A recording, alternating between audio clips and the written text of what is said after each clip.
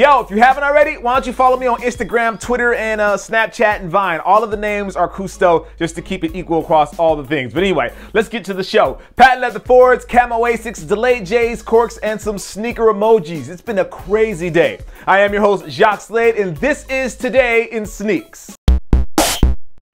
First, let's talk about the delays. Nike.com quietly updated their release date page for a couple of kicks that were supposed to drop this weekend, namely the Air Jordan 13 Low Hornets. I reached out to a few retailers and it seems that they will still be launching their Air Jordan 13 Lows as scheduled, so you'll still be able to get yourself a pair, it just won't be through Nike. Now, this also applies to the grade school Air Jordan 7 Lola that was scheduled to launch this weekend as well. No word on what caused the delay, but if you can't grab them this weekend, maybe you'll have better luck next weekend when they drop on Nike.com.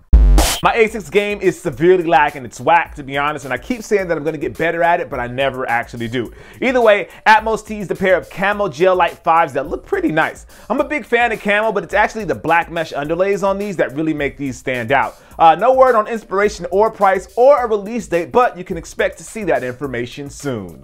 If your sneaker communication game isn't up to par, things just got a little easier with Foot Locker's latest app update for Android and iOS. The app has all of the usual stuff in it, a release dates page, your Foot Locker rewards and all that kind of stuff. But the coolest part is the addition of sneaker emojis. Now, it's basically a sneaker keyboard that lets you type out messages with sneakers included. Like I said, it's available on Android and iOS, and you can download it right now.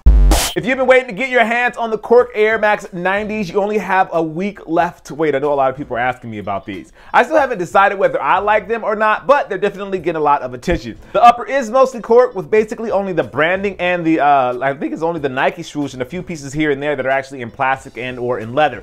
The hope is that these will be a bit more durable than the LeBron corks, but we will have to see. Plan to spend $135 when these drop on the 24th.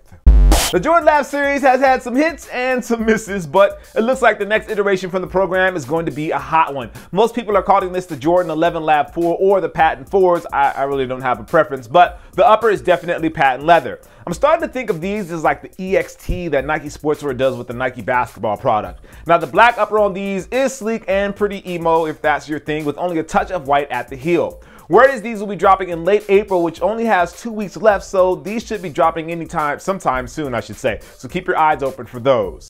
If you are a Star Wars fan, a new trailer for that movie was released this week, so check that out if you're into sci-fi like I am. Also, the trailer for Batman vs. Superman leaked, and I'm kind of mad that I actually watched it instead of waiting until the full trailer release. I always get so excited with things like this, and I saw the link and I clicked it, but I immediately regretted it because it was like crappy cell phone footage. Anyway, you can check that out if you want to. As for what I'm rocking today, this shoe is the Air Jordan Future. This is the gray. I think they actually called it metallic silver colorway. This was one of the premium versions. It was actually $185. And goodness gracious, I need to wash these, or clean these, I should say. These aren't available anymore, but there are plenty of Jordan Futures available, and I'm really anxious because I want to get a pair of the Lows. I haven't seen any of those yet. So yeah, anyway, that's what I'm rocking today.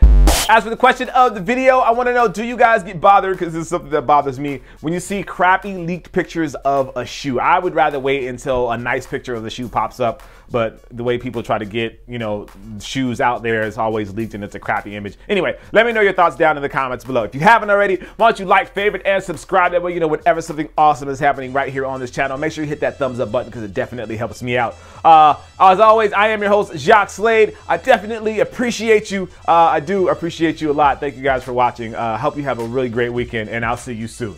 Peace. A bad shoe at all. Those that like that feel, that like natural running, or that like to have a bit more feel when they run, the Under Armour Speedform Apollo Vent is probably for them. Now, the other shoe that they had is this shoe, which is the Under Armour Speedform Gemini. Now, this one is obviously, as you can see, it's bulkier, it's a bit bigger, and more of the traditional running shoe that the casual